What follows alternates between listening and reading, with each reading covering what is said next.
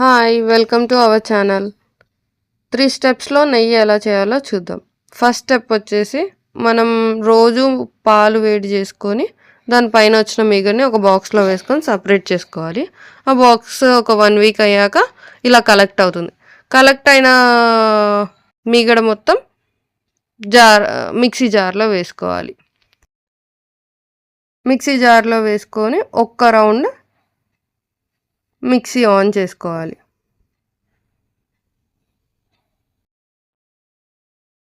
ఇప్పుడు ఒక round mixie on చేసుకుంటే సరిపోద్ది. ఇలా అవుతుంది. ఇలా అయ్యాక మనం కొంచెం కొంచెంగా కూల్ వాటర్ యాడ్ చేస్తూ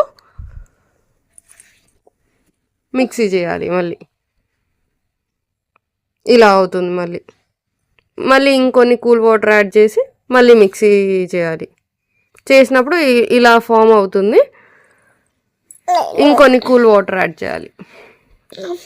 కూల్ వాటర్ యాడ్ చేసి మళ్ళీ మిక్సీ ఆన్ చేస్తే ఇలా పూసగా వెన్న ఫామ్ అవుతుంది.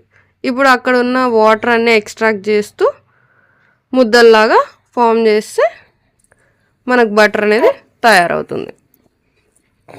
చూడండి, అలా చిన్న చిన్న ముద్దల్లాగా మనం తీస్తే వెన్న ఫామ్ అవుతుంది.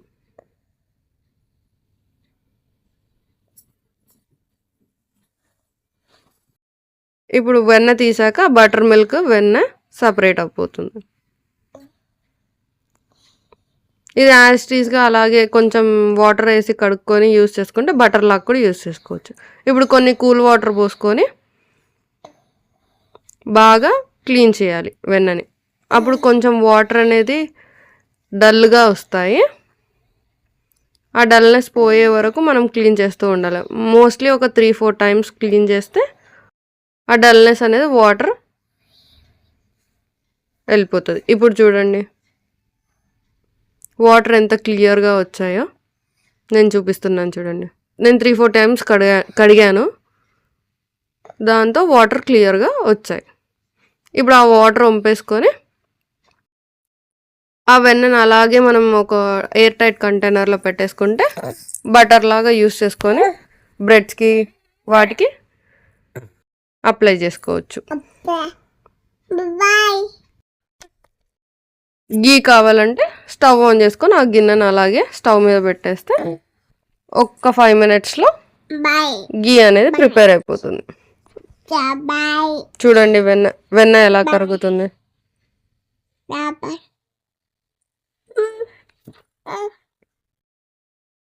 వెన్న కొంచెం కరిగాక ఆయిల్ ఫామ్లోకి వెళ్తుంది. అప్పుడు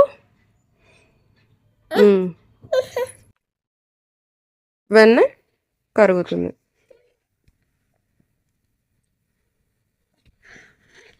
స్లో ఫ్లేమ్లో పెట్టుకొని చేసుకుంటే పూసగా వస్తుంది నెయ్యి.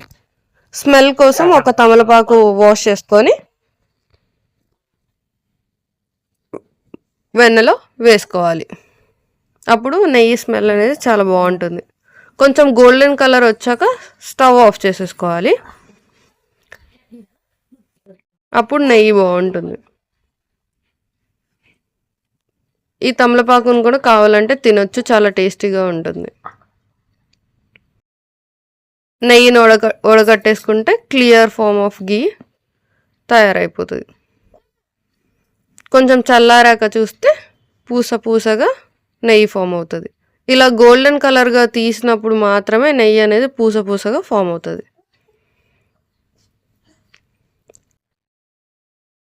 చూసారు కదండి, 3 స్టెప్స్లో నెయ్యి ఎంత ఫాస్ట్గా చేసుకోవాలో.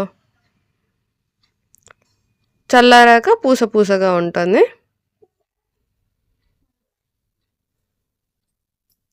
Thank you for watching. Please like, share, comment and subscribe.